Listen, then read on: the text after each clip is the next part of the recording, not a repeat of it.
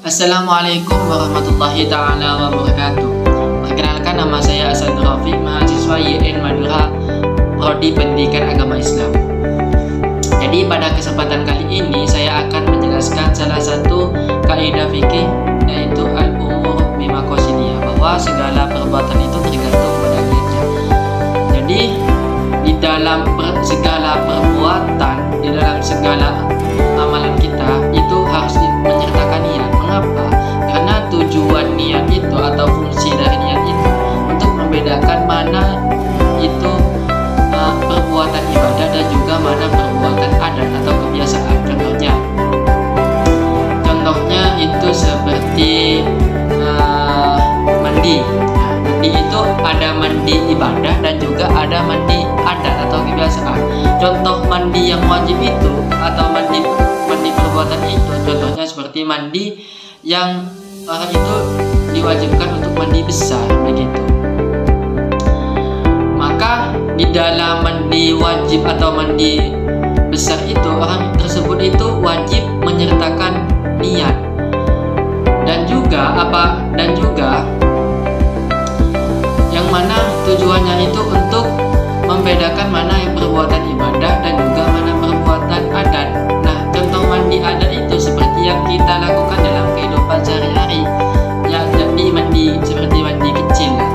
Contohnya itu merupakan salah satu contoh dari perbuatan adat. Jadi fungsi atau tujuannya itu untuk membedakan mana perbuatan ibadah dan juga mana perbuatan adat atau kebiasaan.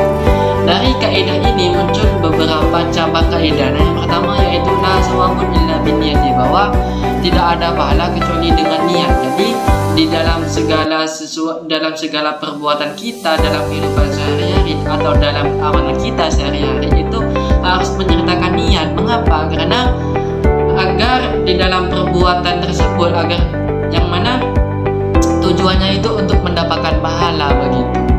Jadi kita itu tidak sia-sia atau tidak hanya capek di dalam melakukan suatu perbuatan atau suatu amalan, begitu, tapi juga mendapatkan pahala. Mengapa? Karena di dalam segala sesuatu atau di dalam segala amal itu apabila tidak disertakan niat, maka itu tidak mendapatkan pahala.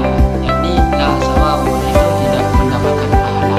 Nah, yang kedua dari kaidah ini yang muncul yaitu ma yustaratu fi ta'yinu fal khata fi mubtilun, bahwa dalam perbuatan yang disyaratkan menyertakan niat atau takyin, maka kesalahan atau pernyataan itu dapat membatalkan perbuatan tersebut.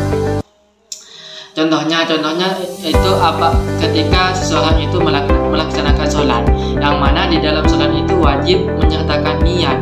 Apabila di dalamnya itu disyaratkan takyin, contohnya ketika itu orang tersebut itu sholat zuhur dan takyinnya itu salah, artinya melafazkan sholat asar atau maghrib, maka di dalam sholatnya orang tersebut atau di dalam niatnya orang tersebut itu menjadi batal atau mubtilun, tidak diterima. Karena ma yustaratu fi ta'yinu fal khatu fi mubtilun, apabila di dalam suatu takyin itu atau di dalam niat itu disyaratkan takyin, ketika salah atau lupa, maka di dalam melafazkan takyin tersebut itu hukumnya batal atau tidak diterima. Jadi seperti itu penjelasannya. Yang ketiga, cabang kaidah yang muncul dari al-umur bimaqasidiyah ini yaitu ma la yustaratu ta'arudu lahu jumlatun wala tafsilan idza ayyanahu wa akhta'u lam yadur, bahwa sesuatu perbuatan yang baik secara keseluruhan atau terperinci tidak disyaratkan menggunakan niat. Bila dinyatakannya dan ternyata keliru, maka itu tidak menjadi mudarat atau tidak berbahaya. Contohnya ketika orang itu bermakmum pada salah satu imam, yang mana ketika orang tersebut itu ingin makmum, maka itu wajib menyertakan niat, yaitu niat makmum, yang mana hanya wajib niat makmum saja. Apabila seorang itu merinci di dalam niat makmumnya, contohnya saya ingin makmum kepada imam imam, contohnya nama dari imam tersebut dani. Ketepatan imam tersebut itu bukan dani begitu, maka sholat atau niat yang tersebut itu menjadi tidak mudarat atau tidak berbahaya. Kenapa? Karena di dalam makmum, karena di dalam suatu niat untuk makmum itu hanya diwajibkan secara global, yakni hanya wajib niat makmum saja, tidak terperinci, tidak